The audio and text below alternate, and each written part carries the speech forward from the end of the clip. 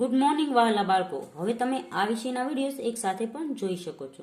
તેના માટે વિડીયો નીચે મારી ચેનલનું નામ છે, તો ચેનલમાં જઈ પ્લેલિસ્ટમાં જશો તો તમે આ વિષયના વિડીયોઝ એક સાથે જોઈ શકશો.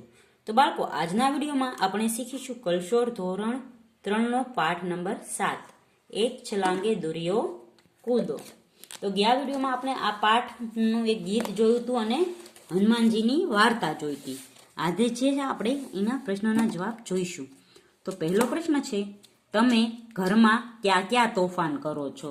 તો તમે જે બી તોફાન કરતા હોય, પલંગ ઉપર ચડી જતા હોય, મમ્મીને હેરાન કરતા હોય, આજુબાજુવાળાને હેરાન કરતા હોય કે કોઈ બી તોફાન કરતા હો તે લખવાના છે. બીજો પ્રશ્ન છે, તમે તોફાન ન કરો તે માટે મમ્મી પપ્પા તમને શું કહે છે? તો આપણે તોફાન ન કરીએ તે માટે મમ્મી પપ્પા આપણને સમજાવે છે કે તોફાન ના કરાય. જો સારો છોકરો હોય કે છોકરી હોય તો તોફાન ના કરે. ત્રીજો પ્રશ્ન છે, તમે કેવી મજાક મસ્તી કરો તો મમ્મી પપ્પા ખુશ થઈ જાય છે? તો બાળકો, એ તમારે તમારી જાતે જવાબ લખવાનો છે. ચોથો પ્રશ્ન છે, હનુમાનનું કયું તોફાન તમને બહુ ગમ્યું? તો જ્યારે હનુમાને પોતાનો હાથ લંબાવીને દૂરના ઝાડ પરથી પાકા ફળ તોડી લીધા, હજી તો માતા રસોડામાં ન ગયા હતા, ત્યાં તો ફળ એને હાજર કર્યા, એ તોફાન સૌથી વધારે ગમ્યું. પાંચમો પ્રશ્ન છે, હનુમાનને હંમેશા શું કરવું ગમતું હતું? તો હનુમાનને હંમેશા માતા સાથે વાતો કરવી અને રમવું ગમતું હતું. છઠ્ઠો પ્રશ્ન છે, હજી તો માતા રસોડામાં ગયા ન હતા, ત્યાં તો ફળ હાજર. આ વાક્યને આધારે કહો કે હનુમાન ફળ લાવ્યા ત્યારે માતા રસોડામાં હશે? તો ના, માતા રસોડામાં નહીં હોય. સાતમો જવાબ છે, માતાએ એવું કેમ માન્યું કે રોટલી હનુમાને જ ખાધી હશે? તો કારણ કે માતાને ખબર હતી હનુમાન તોફાની હતો. જમણા અંગૂઠો પકડીને મોટા થાય તો ટચલી આંગળી પકડીને નાના પણ થાય છે. પ્રશ્ન 8, હનુમાન પોતાના શરીરને નાનું મોટું કેવી રીતે કરતા હતા? તો હનુમાન છે અંગૂઠો પકડીને મોટા થતા હતા અને ટચલી આંગળી પકડીને નાના થતા હતા. પછીનો પ્રશ્ન છે, માતાએ હનુમાનને પાકા ફળ લાવવાનું કેમ કહ્યું હશે? તો કારણ કે માતાને એમ લાગતું હશે કે ફળ લઈને આવતા આવતા તેને ઘણું વાર લાગશે અને રસોઈ પણ બની જશે, એટલા માટે માતાએ તેને પાકા ફળ લાવવાનું કહ્યું હતું. 10મો પ્રશ્ન છે, આ ઘટના કયા સમયની હશે? સવાર, બપોર કે સાંજ? તમને કેવી રીતે ખબર પડી? તો આ ઘટના છે તે સવારની છે, કારણ કે રસોઈ બનાવવાની હતી અને સાંજે તો બાળકને જંગલમાં મોકલાય નહીં તે માટે.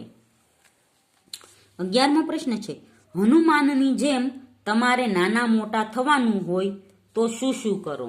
દાખલા તરીકે માથા પર ટપલી મારો, કાન ખેંચો વગેરે.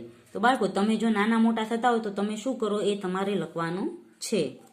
12મો પ્રશ્ન છે, તમે હનુમાનની જેમ નાના મોટા થઈ શકતા હો તો શું શું કરો? તો આમાં પણ એ જ જવાબ લખવાનો છે.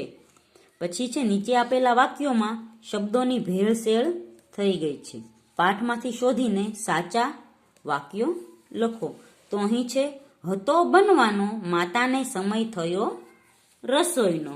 તો વાક્ય બનશે, માતાને રસોઈ બનાવવાનો સમય થયો હતો. બીજો પ્રશ્ન છે, એક પણ થોડી વાર જોયું પછી માએ તો રોટલી નથી છાબડીમાં. તો તેનું વાક્ય બરાબર થશે, થોડી વાર પછી માએ છાબડીમાં જોયું તો એક પણ રોટલી નહીં. ત્રીજો પ્રશ્ન છે, લંબાવીને પરતથી ઝાડ હાથ દૂરના ફળ તોડી પોતાનો લીધા પાકા. તો તેનો જવાબ થશે પોતાનો હાથ લંબાવીને દૂરના ઝાડ પરથી પાકા ફળ તોડી લીધા.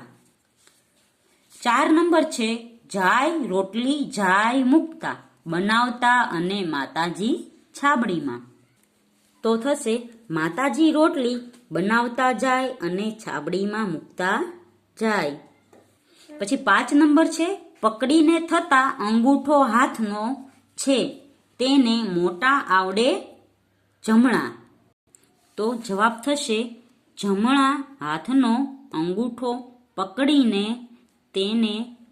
તને મોટા થતા આવડે છે.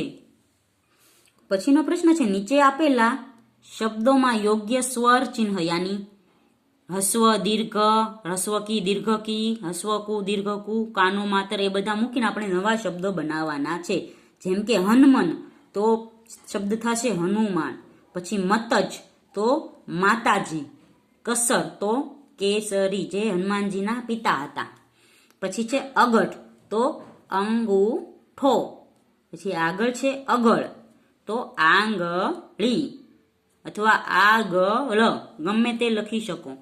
પછી છે અજન તો અંજની, ટચલ તો ટચલી. તો બાળકો આજના વિડીયોમાં અહીં સુધીનો અભ્યાસ શીખીએ. આવતા વિડીયોમાં એક નવી વાર્તા શીખીશું. ત્યાં સુધી ગુડ બાય, ટેક કેર.